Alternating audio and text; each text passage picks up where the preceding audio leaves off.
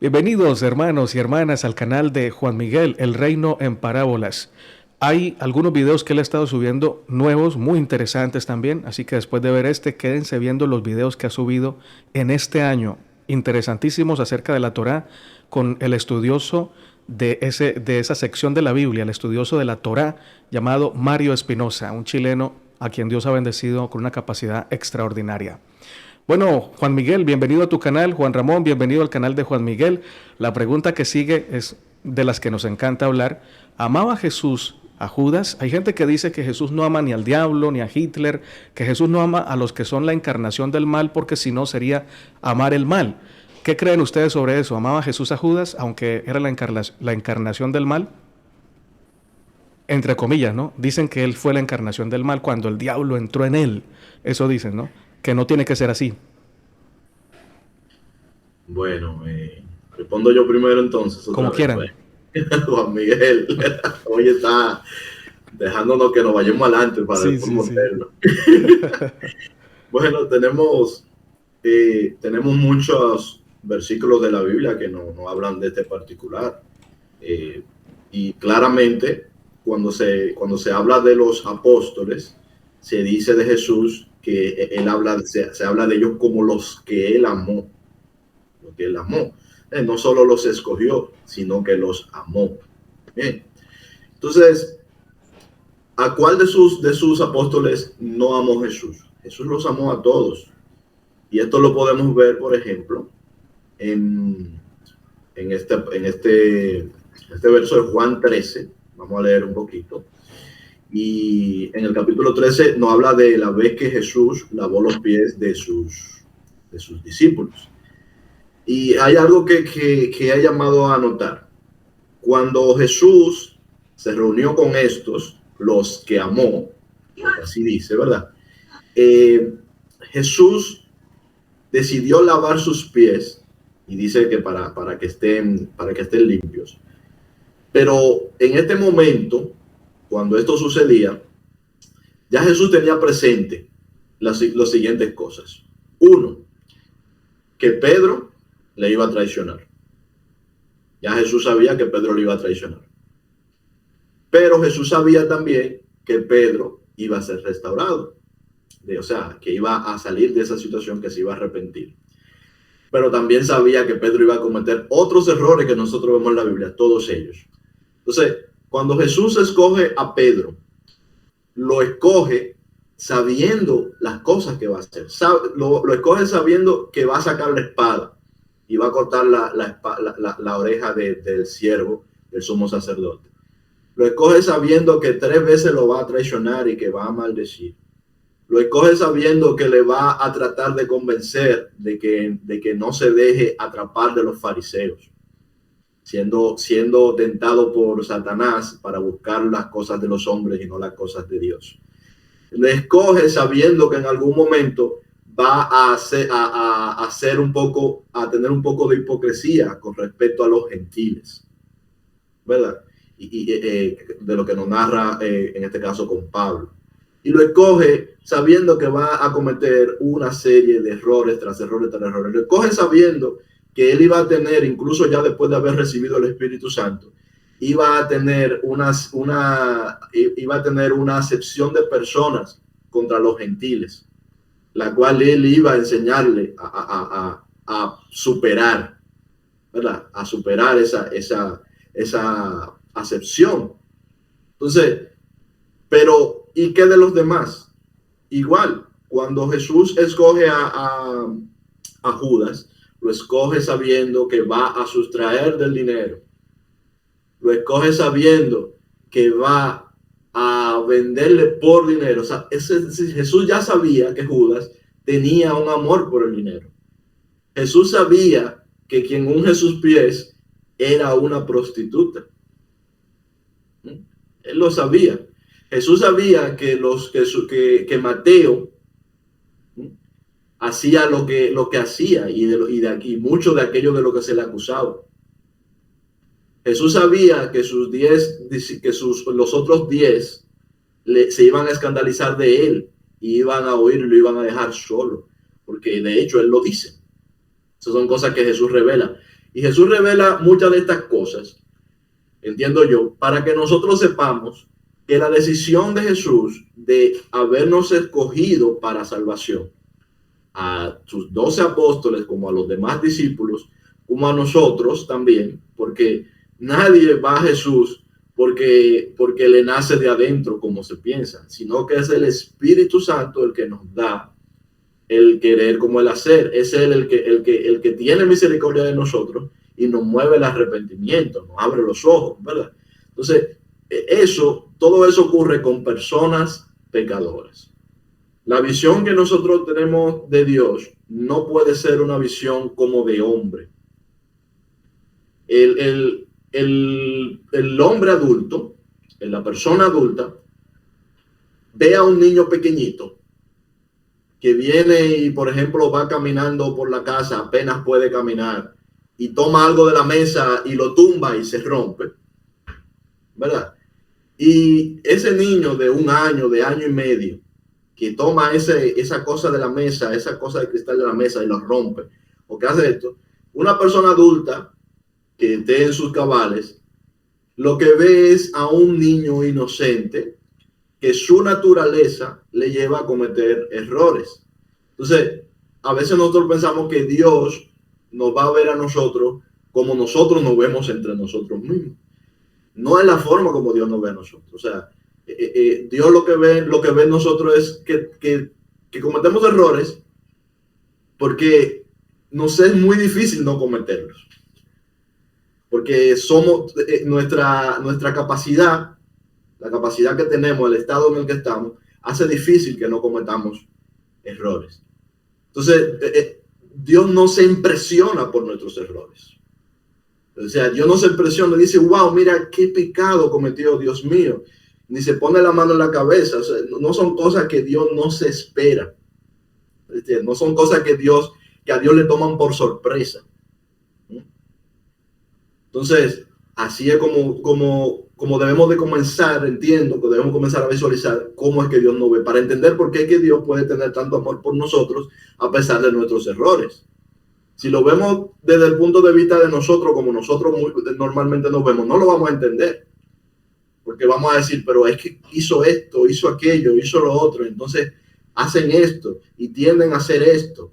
Entonces nos vamos a condenar. Claro, pero es que Dios no está en esa posición. No es la posición de Dios. Entonces, Dios escoge a sus discípulos, a todos, y todos son pecadores. Y ninguno de ellos es exento de pecado después de que Jesús los escoge. Tampoco ninguno de ellos está exento de pecado después de que Jesús se va en su manera física al cielo, la carne, y los deja a cargo de llevar el evangelio. Ninguno de los discípulos está exento de pecado. Ni ellos, ni nosotros. No es que tú llegas porque esto hay que desmitificarlo. Yo he tenido algunas conversaciones con algunas personas que a veces parece, como lo que me dicen, que piensan que ellos cuando se convirtieron ya no pecan más. Y esto hay que desmitificarlo. Las personas que llegan a Cristo sí pecan, sí volvemos y pecamos. Nuestra conciencia es diferente, sí, hay algo diferente. Ahora buscamos el no pecar por múltiples razones, por múltiples razones. Aprendemos, hay cosas que la vamos dejando, gracias a Dios, también la vamos dejando, pero no es cierto que una persona se convierte y no vuelve a pecar. Eso no es cierto. Lo vemos en los discípulos, lo vemos en los discípulos que son apóstoles y los que no, lo vemos en todo. Entonces, sobre la cuestión del discipulado, sí, Jesús amó a todos ellos. Pedro, en Hechos de los Apóstoles capítulo 1, nos dice, habla de Judas diciendo que él cayó del ministerio, que cayó del apostolado, dice Pedro, ¿verdad? Y luego echan suertes para elegir a un sucesor de Judas, y entre los cuales queda en suerte Matías. Y yo veo ese sistema que hizo Pedro, y yo lo que veo ahí es el sistema de los hombres. Y lo comparo con lo que hizo Jesús. Mientras Pedro a la cabeza para elegir a un nuevo apóstol para que ocupe el lugar de Judas, lo que hacen es que primero le echan tierra a Judas y luego echan suertes, o sea, como una especie de azar sobre dos discípulos que también eran amados de Jesús para que uno de ellos ocupara el lugar. Y lo comparo como Jesús lo escogió. Jesús los escogió.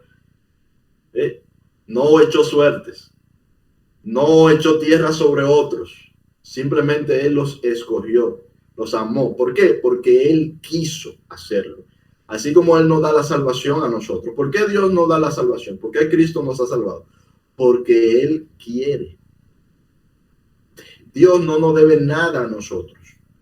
Jesús no nos debe nada a nosotros. O sea, si Dios hubiese decidido, por ejemplo, no salvarnos, ¿qué le podríamos reclamar? Él no tiene deuda con nosotros. Quienes tenemos deuda somos nosotros. Nosotros somos los que hemos generado deuda. Entonces, Él ha decidido salvarnos porque Él quiere. ¿Y por qué Él quiere? Porque Él nos amó. ¿Por qué nos amó? Porque quiso amarnos.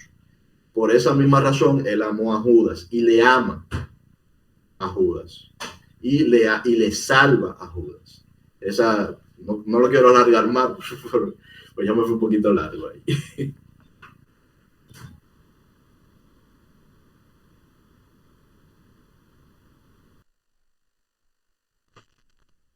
Voy a iniciar con una frase, pues, que un pastor, no me acuerdo qué pastor fue el que la dijo, ¿verdad? Pero él dijo,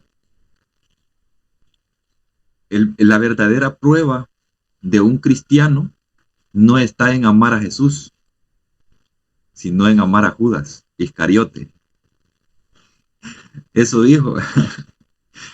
Y yo me puse a pensar un montón de cosas cuando él dijo esas palabras, ¿verdad? Porque dije yo, bueno, en realidad tiene razón, porque el mayor desafío de un cristiano es amar a sus enemigos.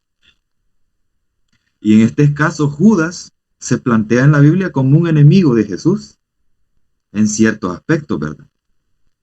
Pero nosotros solamente queremos tomar esa enemistad, pero no tomamos la amistad que en realidad tenía Jesús con él. Entonces, voy a partir acá con Juan 3:17, en donde dice que Dios no envió a su Hijo para condenar al mundo, sino para que el mundo sea salvo por él. Yo creo que Judas no es un extraterrestre, ¿verdad? Judas es un ser humano como tú y como yo. O sea, es una persona de carne y huesos con errores también, al igual que nosotros. Es una persona que en ocasiones yo sé que aprendió de Jesús. Y yo creo que ese amor que le mostró Jesús, a pesar de las malas decisiones que estaba tomando, ese amor fue el que le llevó a arrojar esas monedas de plata. Le llevó a arrepentirse, le llevó a ir hacia esos fariseos y llevarles esas monedas. Le llevó también a reflexionar de que estaba entregando sangre inocente. O sea, Judas Iscariote, al que todos condenan, ¿verdad? Al igual que a mí, les voy a contar una media historia que me pasó por ahí, ¿verdad? Yo iba corriendo porque me había agarrado la tarde. Por cierto, iba para un partido de fútbol. Y iba con mi calzonetita roja. Y como yo no me voy en pantalón, ¿verdad? Cuando voy para la cancha, yo me voy directamente con calzoneta y o sea, voy completamente cambiado normal, ¿verdad? Total que yo iba corriendo y una persona por ahí, una mujer era, con mantelina, ese velo que se ponen algunas mujeres, me gritó y me dijo, con todo y calzoneta se va a ir para el infierno, hermano, me dijo. Y yo, Y yo solo me le quedé viendo, ¿verdad? Porque como ya iba tarde, yo no tenía tiempo para estarle diciendo algo, ¿verdad? Pero me pasé. Pero luego reflexioné y dije, así, así es como se trata a Judas Iscariote también. De la misma manera, condenamos sin saber, porque no tenemos toda la información de Judas, no sabemos no sabemos nada de su vida, cómo es que es él, o sea, solamente nos da unos pequeños, pero pequeños parámetros la Biblia de cómo era él, pero de cómo era su vida, cómo eran sus sentimientos, emocionalmente, cómo él estaba, psicológicamente, qué es lo que le había llevado a hacer todo eso a Judas. O sea, todo eso nosotros no nos ponemos a pensar, solamente metemos el dedo en la llaga más de lo más profundo que podamos para poder señalar a una persona. Y con respecto a si Jesús amaba a Jesús, perdón, Judas amaba a Jesús, en el Salmo 22-29 hay algo bien interesante. Comerán y adorarán todos los ricos de la tierra, dice ahí. Se arrodillarán ante él todos los que descienden al polvo, puesto que nadie puede conservarse, o nadie, incluso en otras versiones dice, incluso aquellos que no pueden conservar su vida. Entonces, este texto a mí me llama la atención mucho porque tiene que ver con Judas. Porque Judas no pudo conservar su vida. Él, según la escritura, dice que se ahorcó. Otra versión dice el hermano Juan que pues se quebró la cabeza, algo así dijo, no me acuerdo. Entonces él no pudo conservar su vida. Y aquí el Señor me está diciendo que todos los que han descendido al polvo, en este caso los que han muerto y los que se han suicidado, eso está diciendo el texto, van a adorarle. Le van a adorar. Y si le van a adorar es porque el Señor los ha salvado. Así que, para no alargarme mucho, solo voy a mencionar el último texto donde dice primera de Pedro 4:8, que el amor cubre multitud de pecados. Y yo considero que Jesús, y en su naturaleza, pues él ama incondicionalmente a quien quiera. O sea, a quien quiera que sea. Porque somos todos hijos de Dios. Gracias, muchachos, excelentes aportes los dos. Que Dios los siga llenando de sabiduría. Muy buenas reflexiones. Aporto un poquito antes de pasar al canal de Juan Ramón con la última pregunta. Creo que con la forma como el Señor trató a Adán y a Eva después de pecar, no nos puede quedar a nosotros ninguna duda que el Señor es capaz de perdonar cualquier pecado.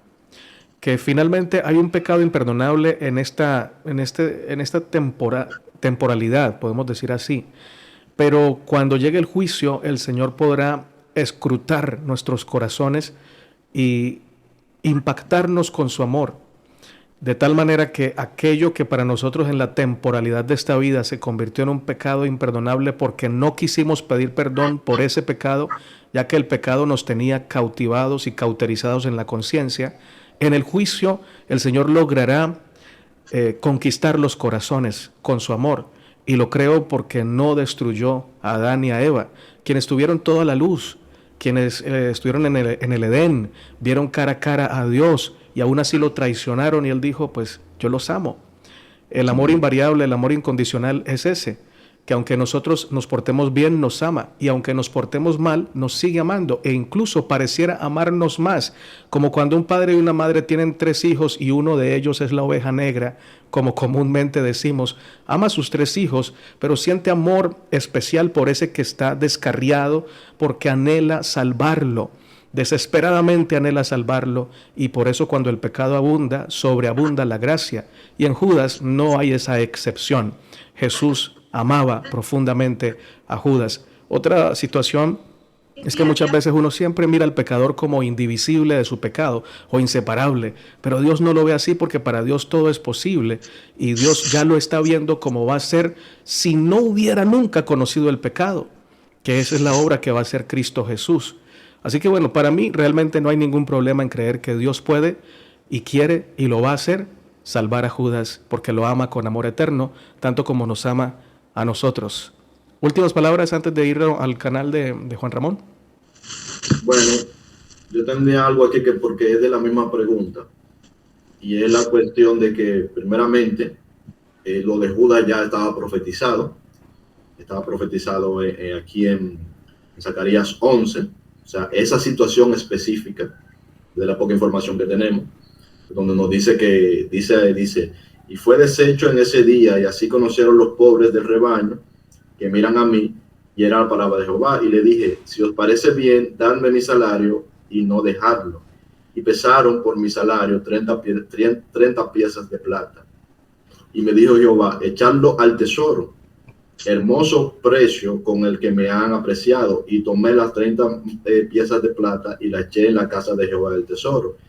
Quebré luego el otro callado, atadura para romper la hermandad entre Judá e Israel. Y esto me hace pensar a mí que creo un poquito más la versión de Juan, porque Juan cita este texto, esta profecía. Y por eso yo suelo, no es que diga, bueno, es así, pero me inclino más a esta versión por esta profecía, porque las palabras que usa la profecía se parecen mucho a lo que sucedió. No solamente lo de las 30 monedas, sino que esta palabra de Judá, Israel, ¿verdad? Esta palabra sobre el rompimiento y todo eso. Y además de eso, se me hace un poco largo esta parte, pero lo tengo que decir. Hay dos discípulos de Jesús, dos apóstoles, de los cuales se dice fueron directamente influenciados por Satanás. Dos. Uno es Pedro.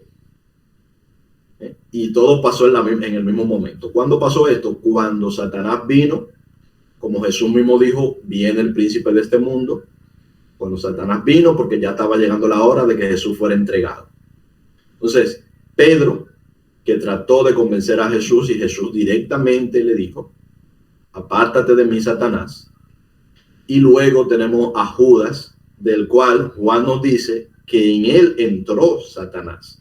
Nos lo dice en dos textos. Y nos dice, por ejemplo, en Juan, no, en Lucas, perdón.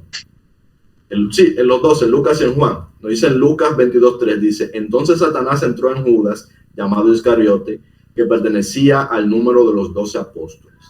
Y en Juan 13:2 nos dice, y durante la cena, como ya el diablo había puesto en el corazón de Judas Iscariote, hijo de Simón, el que lo entregara. Es decir, aquí hay una influencia espiritual que ya había sido anunciada por Jesús, que también había sido anunciada por los profetas, como vimos en Zacarías, pero hay una influencia espiritual del enemigo que está actuando sobre Pedro, sobre Judas, y no sabemos sobre cuál más, porque lo que tenemos es lo que tenemos escrito. No sabemos cómo Satanás pudo influenciar en otros de los apóstoles. Pero esto me lleva a pensar que debemos de juzgar a Pedro y a Judas con la misma vara. Porque no es simplemente que digamos, mira, pero Pedro le negó. Es que ya Pedro estaba influenciado por el mismo espíritu en ese momento y en esa circunstancia que Judas.